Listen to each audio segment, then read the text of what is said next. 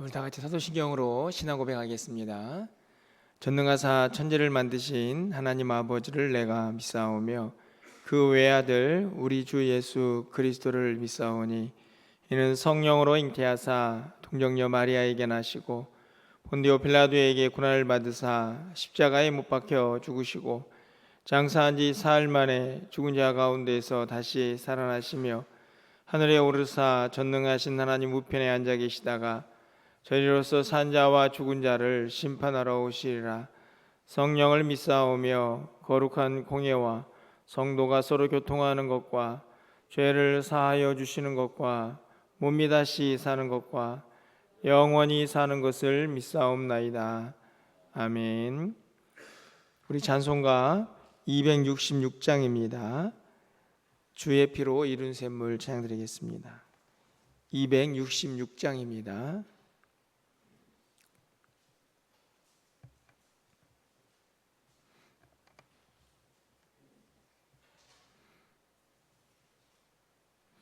주의 피로 이룬 샘물 참 깊고 넓도다.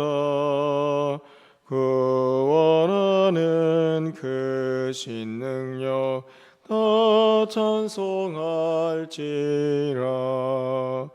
찬송하세 주의 보혈 그 샘에 지금 나가 죄의 깊이 빠진 이 몸 그 피로 씻어 맑히네. 죄악 세상 이김으로 거룩한 길 가는 나의 마음 성전 삼고 주께서 계시네. 찬송하세 주의 보혈 그 샘에 지금 나가 죄의 깊이 빠진 이 몸 그 피로 씻어 맑히네.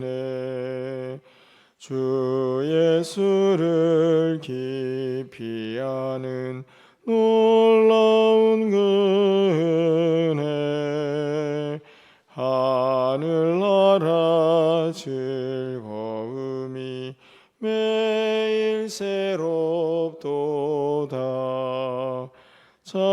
찬송하세 주의 보혈 그 샘에 지금 나가 죄의 깊이 빠진 이 몸 그 피로 씻어 맑히네. 아멘. 하나님 말씀 보겠습니다. 역대하 23장 16절에서 21절까지의 말씀을 한 절씩 교독하고 마지막 절은 함께 읽겠습니다.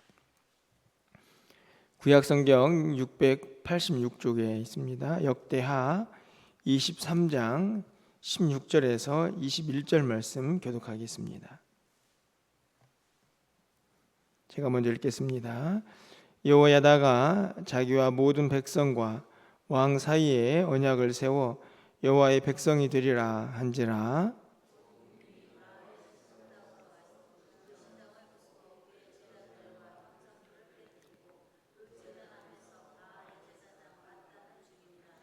여호야다가 여호와의 전에 직원들을 세워 레위 제사장의 수하에 맡기니 이들은 다윗이 전에 그들의 반열을 나누어서 여호와의 전에서 모세 율법에 기록된 대로 여호와께 번제를 드리며 다윗이 정한 규례대로 즐거이 부르고 노래하게 하였던 자들이더라.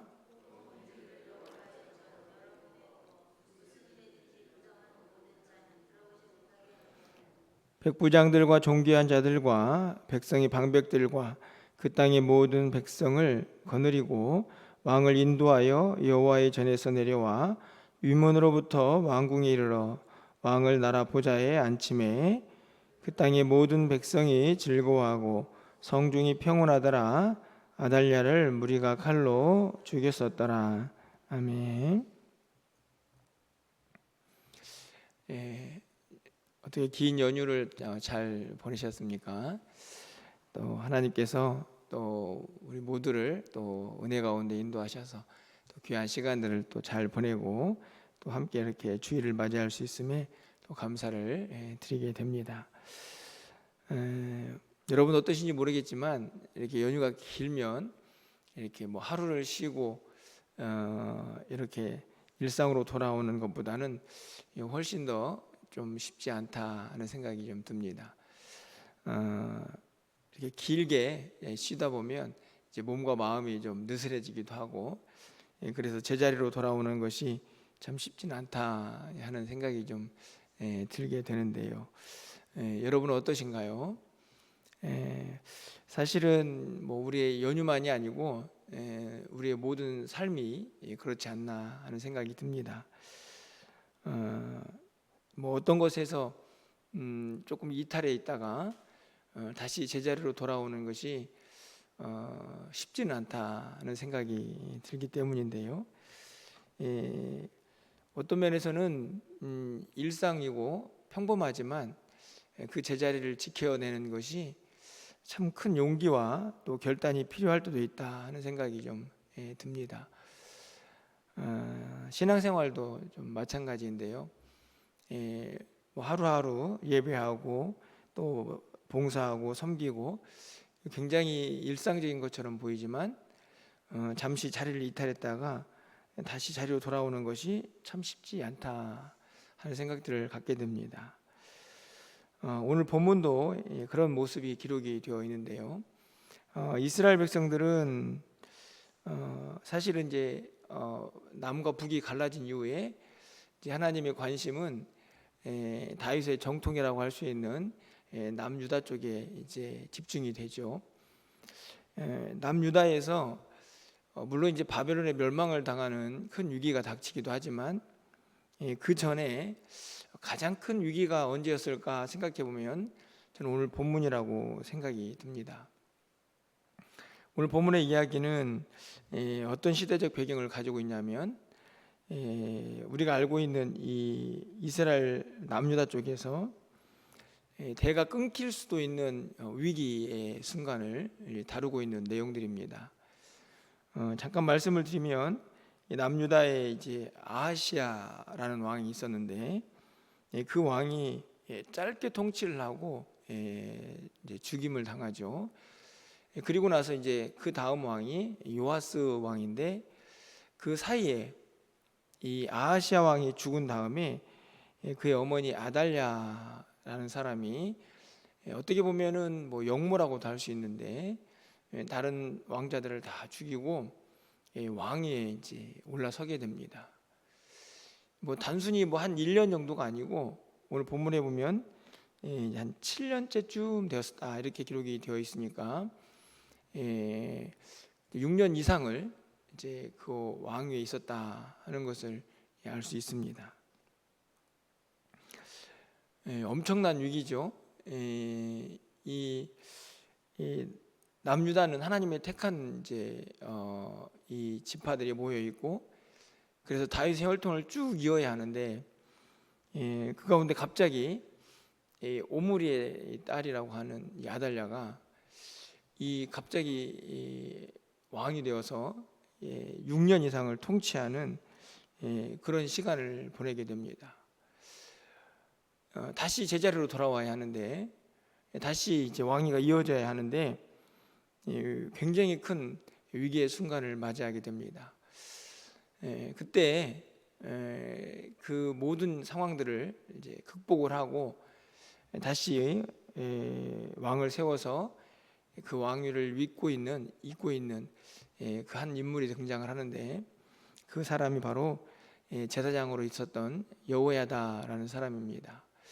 오늘 저희가 23장의 16절부터 말씀을 읽었는데요. 23장 1절을 잠깐 가서 보시면 이렇게 기록이 되어서 시작을 하죠. 제7년에 여호야다가 용기를 내어.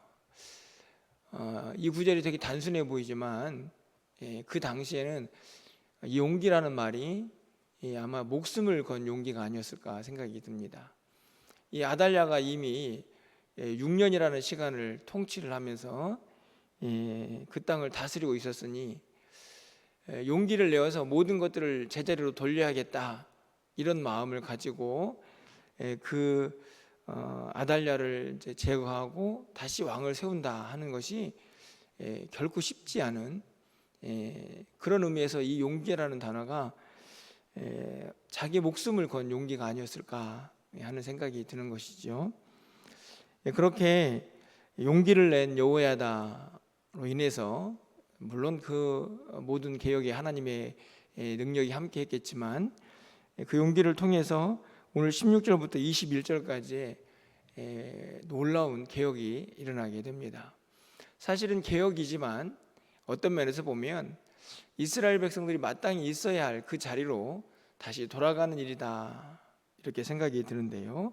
그 과정에 모든 사람들 특히 여호야다의 큰 용기와 결단이 있었음을 우리는 보게 되는 것이죠. 과연 그들이 어떤 개혁과 어떤 변화를 일으키고 있는가를 오늘 본문을 통해서 몇 가지로 좀 생각해 봅니다. 먼저 16절 말씀을 보면요, 여호야다가 자기와 모든 백성과 왕 사이에 언약을 세워 여호와의 백성이 되리라 한지라. 이 말씀을 읽으면서 저는 개인적으로 이렇게 은혜라는 단어보다는 씁쓸하다 이런 생각이 좀 들었습니다. 왜 그런가 하면 여러분 언약을 세워서 무슨 다짐을 하게 되냐면요, 여호와의 백성이 되리라 이렇게 되어 있죠. 이 문구가 우리에게 좀 씁쓸하게 다가오는 이유는 여러분 이스라엘 백성들이 하나님의 백성이 아닙니까? 그렇지 않죠. 이미 하나님의 백성이죠. 하나님 택한 백성이고 특히 남유다는 더욱 그러합니다. 그런데 새삼스럽게 여호와의 백성이 되리라, 그렇게 모든 사람들이 다 나와가지고 하나님 앞에서 언약을 세우는 이유가 뭘까요?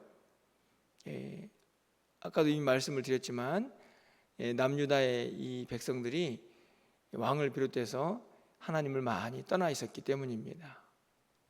사실은 여호와의 백성이 되리라라는 말은 뭐 엄청난 개혁이나 변화이기보다는 본래 있던 자리로 돌아가겠다는 것입니다. 원래 하나님과 이스라엘 백성들은 하나님은 왕이시고 그리고 그들을 다스리는 그 통치 아래 그 백성들은 순종해야 하는 하나님의 택한 민족이죠. 이 왕과 백성들과의 관계는 이미 하나님께서 그들을 부르실 때부터 맺어진 관계입니다. 근데 그것들이 다 깨어져 있었기 때문에 새삼스럽지만 다시 언약을 세워서 하나님의 백성이 되겠습니다 라고 그렇게 고백을 하고 있으니 은혜이지만 참 기쁜 일이지만 어떤 면에서 보면 안타깝고 씁쓸한 말씀이라는 생각이 드는 것이죠. 그럼에도 불구하고 이제라도 용기를 낸 여호야다와 그 백성들이 하나님의 백성이 되겠다고 결단하고 돌아오고 있으니 감사합니다. 은혜이기도 하죠. 뿐만 아니라 17절 말씀을 보면요, 온 백성이 온 국민이 바알 신당으로 가서 그 신당을 부수고 그의 제단들과 형상을 깨뜨리고 그 제단 앞에서 바알의 제사장 mat단을 죽이니라. 이들의 이제 개혁은 조금 더 구체적인 행동으로 이어집니다. 단순히 하나님의 백성이 되겠습니다 라는 약속 정도가 아니고 이제 바알이라는 우상을 또 제거하고 제사장도 제거하는 그런 결단과 행동으로 이어지고 있는 것을 볼 수가 있습니다. 뿐만 아니라 18절 말씀을 보면 모세의 율법대로 하나님께 번제를 드리고 다윗이 정한 규례대로 하나님 앞에 나와 예배하고 또 즐겁게 노래하는 그런 사람들을 다시 세워서 어떤 면에서 보면 이제 예배도 다시 제자리로 돌아오고 있습니다. 이 또한 새로운 것이 아니고 그들이 마땅히 해야 될 하나님을 향한 예배의 자리로 다시 돌아오고 있는 것이지요. 19절 말씀을 보면 또 문지기를 여호와의 전 여러 문에 두어 무슨 일에든지 부정한 모든 자는 들어오지 못하게 하고. 이 말씀도 참 은혜가 됩니다. 아예 근본적으로 부정을 일으킬 만한 것들은 아예 문 앞에서 차단을 하고 있는 그런 결단도 보여주고 있습니다. 참 중요한 일이죠.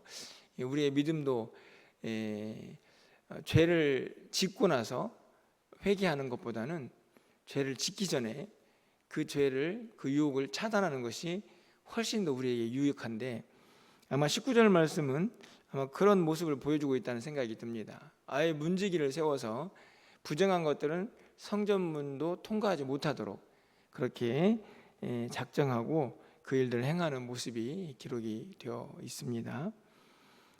그렇게 일정들을 잘 보내고 나서 21절 말씀에 보니까 그 땅의 모든 백성이 즐거워하고 성중이 평온하더라, 이렇게 되어 있습니다. 어떻게 보면 21절은 그동안의 모든 이제 개혁들이 다 완수가 된, 그래서 그 땅의 평안이, 즐거움이 함께하고 있다 하는 것을 보여주고 있는 말씀인데요. 여러분은 오늘 본문을 통해서 어떤 말씀을 또 깨닫고 또 결단을 하게 되십니까? 분명 오늘 이 16절부터 21절까지의 말씀은 남유다가 처한 엄청난 위기 속에서 여호야다와 또 백성들의 결단과 용기를 통해 다시 한번 하나님께로 그 백성들이 돌아오는 그 은혜를 잘 기록해주고 있습니다.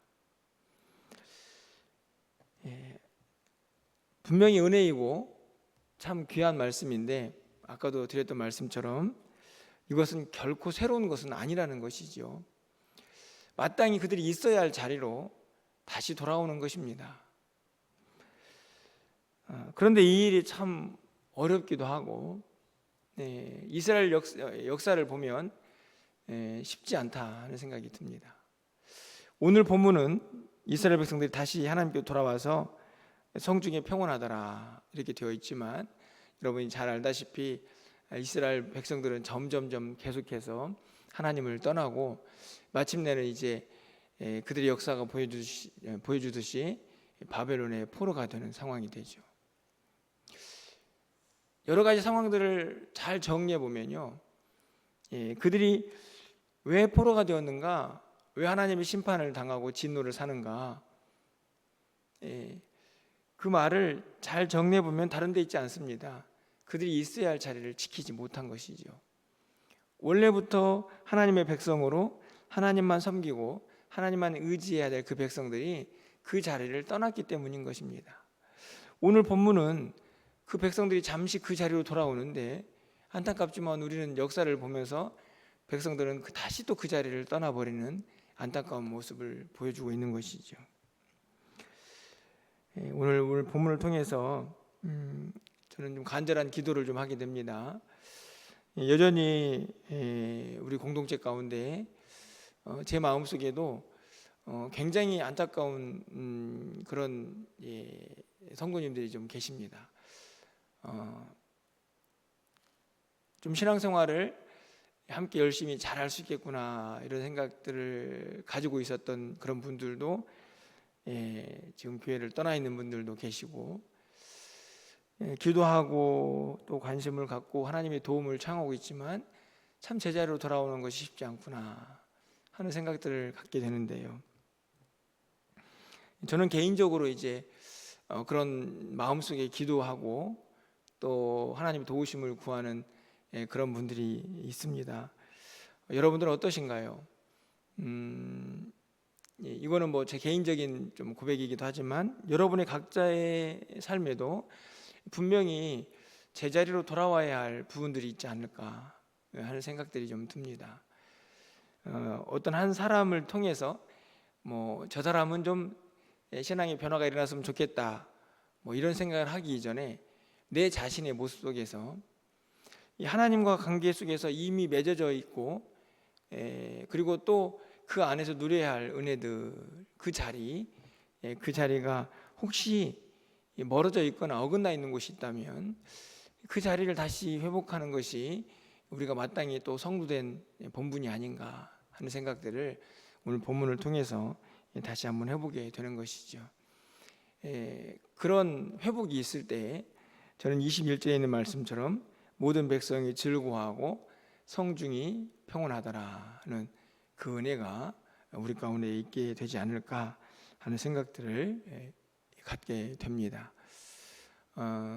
제가 이제